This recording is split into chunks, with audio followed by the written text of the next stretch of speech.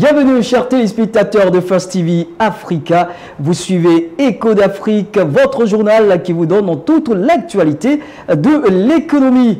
À présent, voyons les titres de la semaine. Angola, pétrole, le gisement Cambo Note opérationnel. Avec Cambo, Total parie sur les champs de pétrole en eau très profonde de l'Angola. Et ensuite, Kenya, le mobile money booste l'accès aux services financiers. Et ensuite, transfert de fonds. La diaspora africaine, toujours plus généreuse, avec un peu de moins de la moitié des fonds envoyés, le Nigeria se taille la part de transfert de la diaspora en Afrique subsaharienne. Et enfin, vers l'indemnisation des fermiers blancs au Zimbabwe. Environ 53 millions de dollars dédiés aux fermiers expropriés. Bienvenue sur First TV Africa et merci de nous rejoindre si vous venez de nous prendre en marche. Total qui produit 40% du brut en Angola est ici le premier opérateur pétrolier.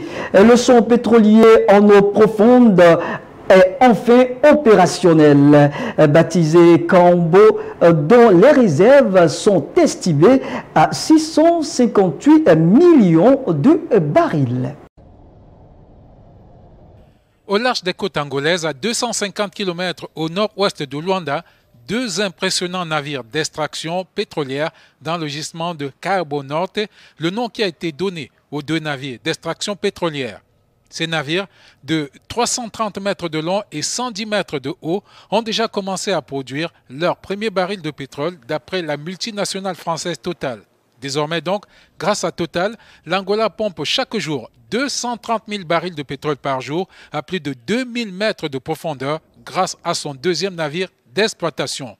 De quoi relancer la production pétrolière déclinante de Luanda grâce à cet investissement lourd d'une valeur de 16 milliards de dollars. Avec ces navires, à même de produire, stocker et décharger du pétrole, l'Angola peut encore se donner au moins 6 ans pour exploiter les 650 millions de barils de pétrole du gisement de Cabo Norte.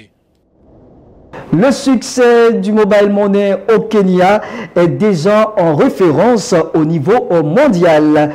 Mais selon une étude récente, le système M-Pesa et les autres services de gestion de transactions par téléphone mobile continuent à réaliser des prouesses encore inimaginables il y a quelques années dans les pays et plus largement en Afrique. L'étude conduite, entre autres par la Banque centrale du Kenya, révèle que le taux de bancarisation du Kenya est de 41%. Un chiffre à mettre en rapport avec les 14% enregistrés en 2006. Avec 41% de taux de bancarisation, le Kenya se positionne à la 3e place africaine derrière les Seychelles et l'Afrique du Sud. Deux pays où le taux de bancarisation est respectivement de 95 et 90%. Grâce au mobile money, la proportion de Kenyans qui a accès aux services financiers formels ne cesse d'augmenter. De 75% en 2016, elle est passée à 83% en 2018. Et le pays garde une marge de progression alors que les autorités dénombrent 31,6 millions d'utilisations de services mobile money sur moins de 50 millions d'habitants. Transfert de fonds de la diaspora africaine en direction de leur pays d'origine d'Afrique subsaharienne ont atteint 46 milliards de dollars en 2018 contre 42 milliards une année antérieure selon un nouveau rapport de la Banque mondiale.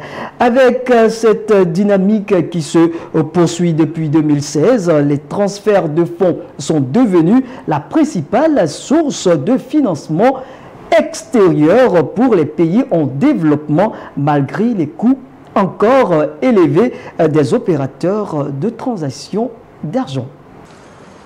Les frais de transfert de fonds sont loin d'être les mêmes en Afrique. Ils varient de manière importante en fonction des pays et des agences. D'une manière générale, Les taux prélevés sur les transactions africaines restent extrêmement élevés, note un récent rapport du Fonds international pour le développement agricole. L'institution révèle d'ailleurs que les coûts des transferts de fonds en Afrique sont plus élevés que la moyenne mondiale, malgré une nette amélioration depuis 2011. Si ces services financiers restent aussi chers, c'est du fait notamment du manque d'infrastructures de communication et de télécommunications, peut-on encore lire dans le rapport. Le champion du monde en termes de cherté du coût des transferts reste l'Afrique australe, où pour envoyer $200, les agences de transfert prélèvent une commission de 14,6%. En Afrique de l'Est, ce taux tombe à 10,8%. Il est sensiblement le même en Afrique centrale. Avec 7,9%, l'Afrique de l'Ouest se situe globalement au niveau de la moyenne mondiale, qui est de 7,45%. Encore que l'Afrique du Nord fait mieux, puisque les transferts n'y représentent que 6,4%, toujours pour $200.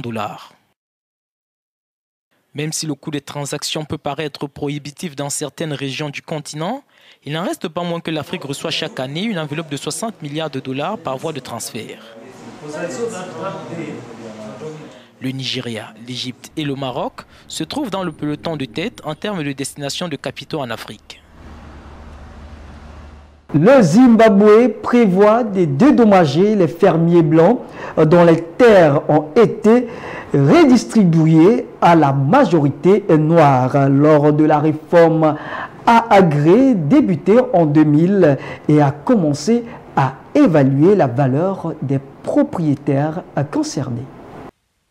Près de 4000 fermiers blancs au Zimbabwe s'étaient vus retirer leurs terres après la mise en place d'une réforme agraire lancée par l'ancien président Robert Mugabe début des années 2000.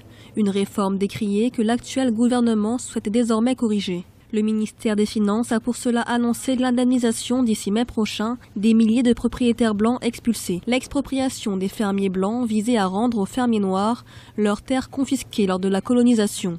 Pourtant, depuis la mise en place de cette mesure, le pays, alors considéré comme grenier à blé de l'Afrique australe, est confronté à une importante crise économique et une pénurie de nourriture. Afin de résorber la crise et attirer les investisseurs, l'actuel président Emmerson Mnangagwa mise notamment sur l'agriculture. Son gouvernement a prévu un budget de 53 millions de dollars en 2019 pour indemniser les propriétaires expulsés.